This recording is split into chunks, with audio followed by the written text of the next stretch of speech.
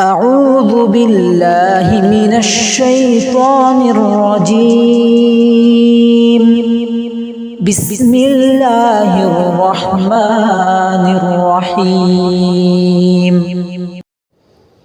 السلام علیکم ورحمۃ اللہ وبرکاتہ۔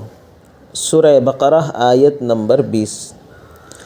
اعوذ باللہ من الشیطان الرجیم، بسم اللہ الرحمن الرحیم۔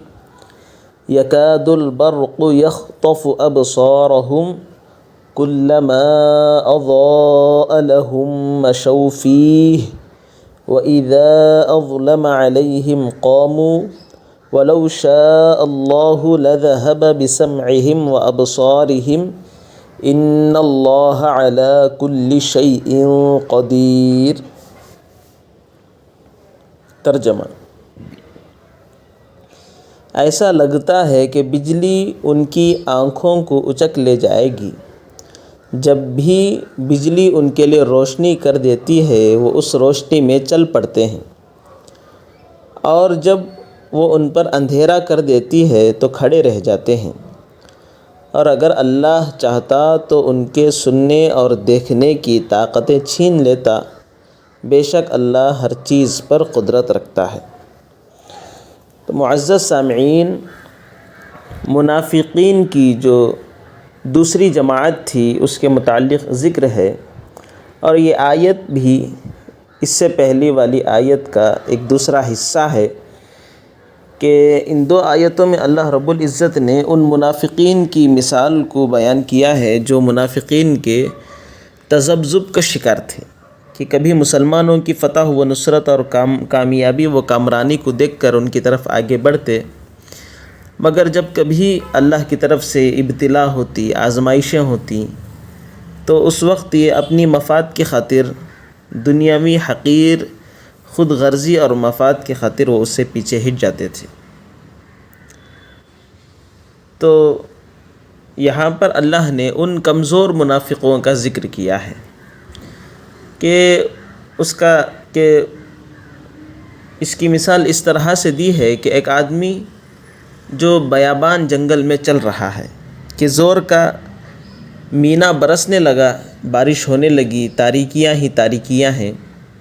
کہ تہ بتہ بادل ہے، موسلا دھار بارش ہے، اور رات کا گھپ اندھیرا ہے، اور ساتھ ہی غضب کی کڑک اور چمک بھی ہے کہ بجلیوں کے کڑکنے کی وجہ سے اس کی جان لینے والی آواز ہے اور چمک ہے۔ کڑک ایسی کہ موت کے ڈر سے آدمی انگلیاں کانوں میں ٹھوس لیا ہے، کہ اتنی شدید کڑک ہے کہ آدمی اس کو سنے تو اس کا دم نکل جائے، اس کے ڈر کی وجہ سے اس نے اپنی انگلیوں کو کانوں میں ٹھوس لیا ہے۔ اور بجلی کی چمک بھی اتنی خطرناک ہے کہ ہو سکتا ہے کہ اگر آنکھوں سے کوئی آدمی اسے دیکھ لے یا آنکھوں پر پڑ جائے تو اس سے آنکھیں ہی چلی جائیں، تو اتنی خطرناک چمک بھی ہے اور کڑک بھی ہے۔ اور ساتھ میں جب بجلی سے روشنی ہوتی ہے تو وہ چند قدم آگے چلتا ہے، اور جب اندھیرا ہوتا ہے تو وہ کھڑا رہ جاتا ہے۔ تو یہ تو ہو گئی قرآن کی مثال۔ تو اس سے منافقین کا اس طرح سے ربط ہے کہ یہی حال ان منافقین کا ہے جو مذبذب ہیں، یعنی دونوں میں ہیں، اسلام میں بھی ہیں اور کفر پر بھی جمے ہوئے ہیں، کہ رحمت الہی کی موسلا دھار بارش ہو رہی ہے، کہ اللہ رب العزت اسلام کے پیغامات کو بھیج رہے ہیں، دین کے احکامات کو نازل کر رہے ہیں، کہ رحمت الہی کی موسلا دھار بارش ہو رہی ہے۔ اور اس میں بعض چیزیں ترہیبات بھی ہیں، وعیدیں بھی ہیں، یعنی بعض اللہ کی طرف سے احکامات بھی ہیں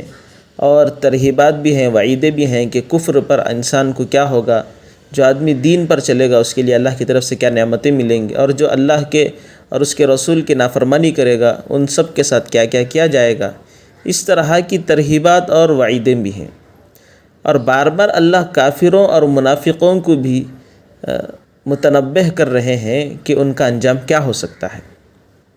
تو جس کو سننے کی وہ منافق تاب نہیں لاتے ہیں اس کو وہ نہیں سنتے ہیں، اور جب وہ اسلام میں کوئی اپنا مفاد دیکھتے ہیں تو آگے بڑھتے ہیں۔ تو اسی کو یہاں پر روشنی سے تعبیر کیا گیا ہے کہ کلما اضاء لهم مشوا فیہ، کہ جب بجلی کی چمک ہوتی ہے تو وہ اس میں آگے بڑھتے ہیں۔ تو اسی طرح جب اسلام میں کوئی فائدہ نظر آ رہا ہے، جان مال کی حفاظت نظر آ رہی ہے، مال غنیمت نظر آ رہا ہے، مسلمانوں کی فتح و کامرانی و کامیابی نظر آ رہی ہے، تو وہ اس میں ایک قدم آگے بڑھتے ہیں۔ لیکن جیسے ہی وہاں پر اگر کوئی خطرہ نظر آ گیا کہ وہاں پر کوئی اللہ کی طرف سے ابتلا اور آزمائش نظر آ گئی، تو اپنی جگہ کھڑے رہ جاتے ہیں، وہ اسلام میں آگے نہیں بڑھتے ہیں۔ اسی لیے اللہ نے کہا وَإِذَا أَظْلَمَ عَلَيْهِمْ قَوْمٌ، کہ جب وہ آزمائشوں کو دیکھتے ہیں تو اپنے قدم پیچھے ہٹا لیتے ہیں۔ وَلَوْ شَاءَ اللَّهُ لَذَهَبَ بِسَمْعِهِمْ وَأَبْصَارِهِمْ، جان لیں وہ، یعنی وہ منافقین اس بات کو جان لیں کہ اللہ رب العزت نے کافروں کو گھیرے میں رکھا ہوا کہ اگر اللہ چاہتے تو دنیا ہی میں منافقین کو اندھا اور بہرا کر دیتے، اور اللہ رب العزت ہر چیز پر قدرت رکھنے والے ہیں کہ جب منافق اسلام کے غلبے کو دیکھ کر ادھر جھک جاتا ہے اور کبھی خود غرضی کی ظلمت کو دیکھتا ہے تو اس میں چھا جاتا ہے اور اس سے حق سے رک جاتا ہے۔ تو اللہ رب العزت نے اس مثال سے یہ بات واضح کر دیا کہ جیسے بارش میں آدمی مذبذب ہے، پریشان ہے کہ اسے بجلی کی چمک سے بھی ڈر ہے کہ کہیں اس کی آنکھیں نہ چلی جائے، اور بجلی کی کڑک سے بھی اسے ڈر ہے کہ کہیں کانوں میں آواز پڑنے سے اس کا دم نہ نکل جائے، تو اسی طرح اللہ کی جانب سے جو رحمت کی بارش ہو رہی ہے اس میں وعیدیں بھی ہیں، ترہیبات بھی ہیں، سب کچھ ہیں۔ اگر وہ ان سب کے مقابل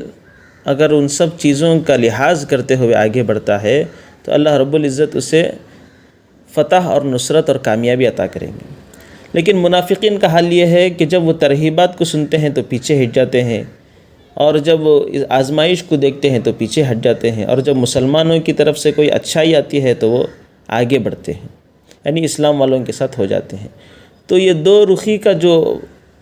انہوں نے رویہ اختیار کیا ہے، اس کی وجہ سے اللہ آگے فرماتے ہیں کہ یہ لوگ تو اپنے آپ کو دنیا میں چال باز سمجھ رہے ہیں کہ جہاں فائدہ نظر آیا وہاں چلے گئے۔ جیسے آدمی بارش میں بجلی کی چمک سے تھوڑا آگے بڑھتا ہے، لیکن پھر جیسے ہی بجلی کی چمک ختم ہو جائے تو آدمی وہیں پر کھڑا رہ جاتا ہے، کیونکہ اسے آگے جانے کا علم نہیں ہے، اسے معلوم نہیں کہ آگے راستے میں کیا ہو سکتا ہے۔ تو اسی طرح منافق اگر وہ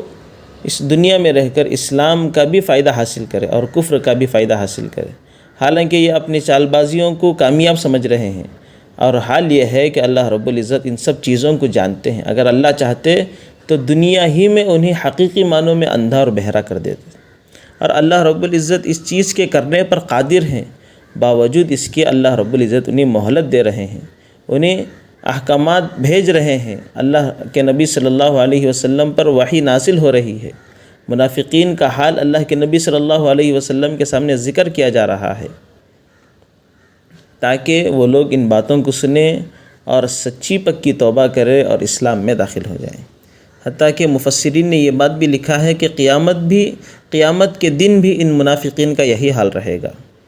کہ جب لوگوں کو ان کے ایمان کے اندازے کے مطابق نور ملے گا، حتیٰ کہ بعض لوگوں کو کئی میلوں تک نور ملے گا، بعض کو اس سے بھی زیادہ، کسی کو اس سے کم،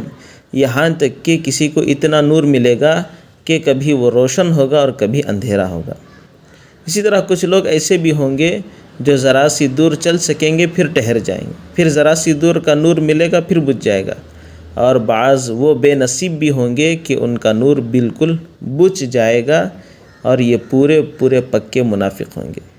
اللہ سے دعا ہے کہ اللہ رب العزت ہمیں ان جیسی گندی پالیسیوں کو اختیار کرنے سے، اس جیسے نفاق کو اختیار کر کے اپنی زندگی کو گزارنے سے اللہ ہماری حفاظت فرمائے۔ السلام علیکم ورحمۃ اللہ وبرکاتہ۔ يعملون